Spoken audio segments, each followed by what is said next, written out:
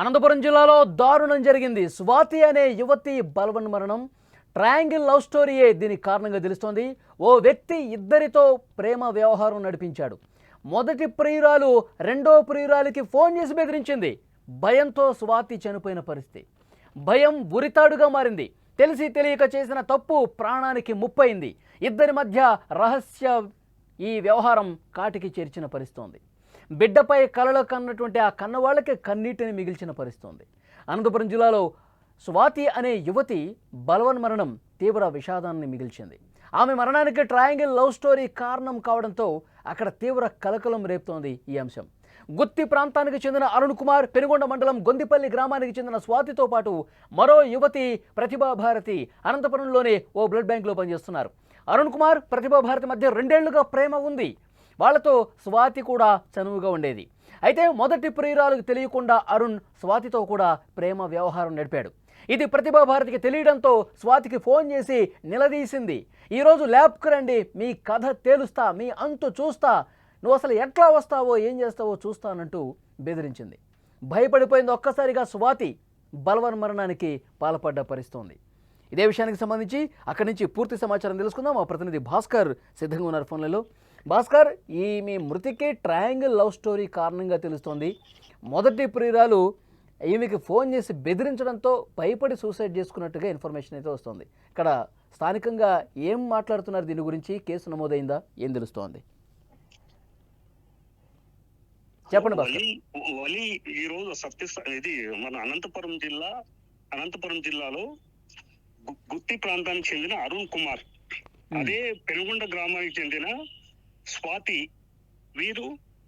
వీరే కాకుండా ప్రతిభా భారతి అని వీరు ముగ్గురు మంచి స్నేహితులు ఒక బ్లడ్ బ్యాంక్ లో వర్క్ చేస్తున్నారు.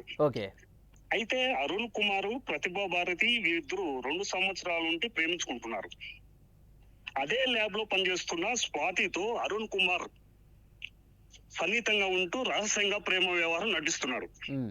ఈ విషయం ప్రతిభా భారతికి తేలడంతో సోమవారం ఉదయం 7 గంటలకు ఫోన్ చేసి, మీ ప్రేమ వ్యవహారం మాకు తెలిసింది, మీరిద్దరు ల్యాబ్ దగ్గర రండి, మీ కథ చూస్తా అని బెదిరించడంతో స్వాతి ఒక్కసారిగా భయపడి తాను ఉంటున్న ప్రైవేట్ హాస్టల్లో ఫ్యాన్ కూరేసుకుని ఆత్మహత్య చేసుకుంది. ఈ విషయాన్ని వాళ్ళ బంధువులు, వాళ్ళ పేరెంట్స్, వాళ్ళ ఫాదర్ అంతా వచ్చేసి పోలీసులకు ఫిర్యాదు చేశారు. కేసుగా నమోదు చేశారు. ఇప్పుడు అరుణ్ కుమార్ ఎక్కడున్నాడు? అరుణ్ కుమార్ ఇది అనంతపూర్ హాస్పిటల్లోనే ఇద్దరు ఒక్కదే బ్లడ్ బ్యాంక్ లో పనిచేస్తున్నారు. ముగ్గురు ఒక్కటే. కానీ అరుణ్ కుమార్ కోసం పోలీసులు దర్యాప్తు చేస్తున్నారు. అరుణ్ కుమార్ కోసం వేరే సాగిస్తున్నారు. ఇప్పుడు ఈ ప్రతిభా భారతి ఏం చెప్తోంది? ప్రతిభా భారతి ఇంకా ఇంతవరకు పోలీసులు ఆధ్వర్యంలో ఉంది, కానీ బయటికి రావడం లేదు. పోలీసులు ప్రతిభా భారతిని విచారిస్తున్నారు.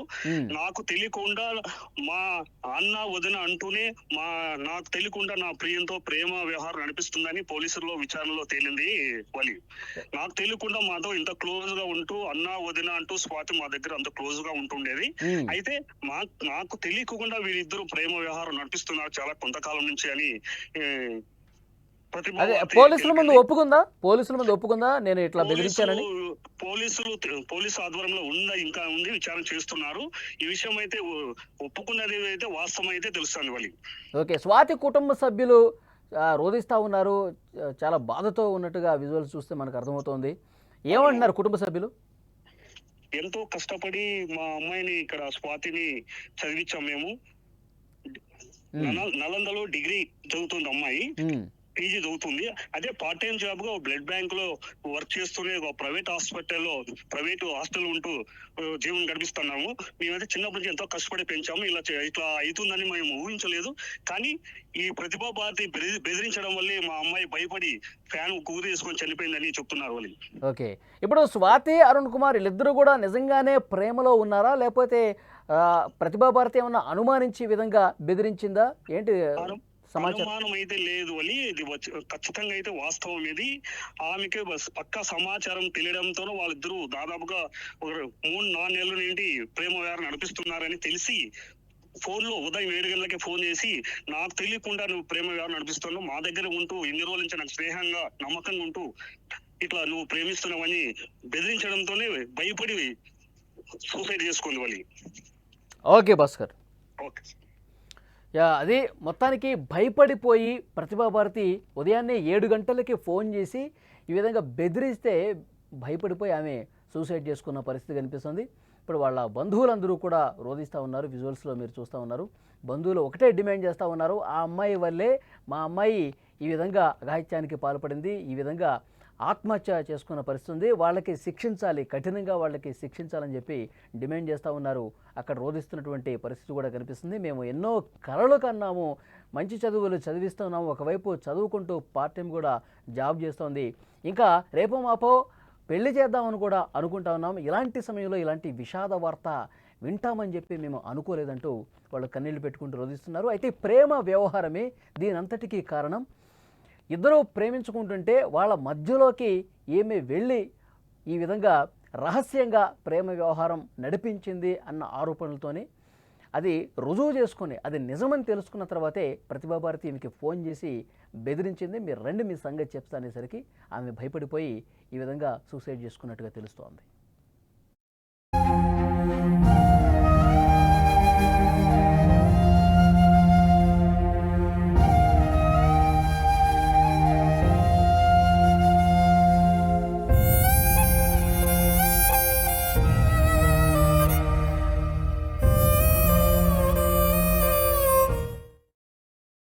మాకు వచ్చిన సమాచారం అయితే 8:30 సమయంలో సమాచారం వచ్చింది.